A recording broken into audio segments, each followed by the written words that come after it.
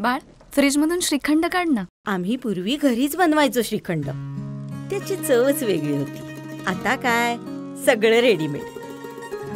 आजी, हे श्रीखंड खाऊन बघ. आज तुझ्या आईनं घरीच बनवलं की काय?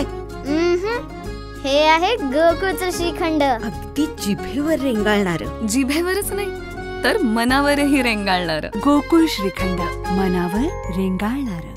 कोल्हापूर महानगरपालिकेच्या बस डेपो नूतनीकरणासाठी केंद्र शासनाकडून 12,65,00,00,000 रुपयांचा निधी मंजूर झालाय. त्याचे काम सध्या सुरू आहे. तसंच कोल्हापूर नगरपालिकेसाठी 100 ई-बसेसचा प्रकल्प मंजूर झाला आहे. त्यासाठी आवश्यक असणाऱ्या चार्जिंग स्टेशनचे काम सुरू आहे.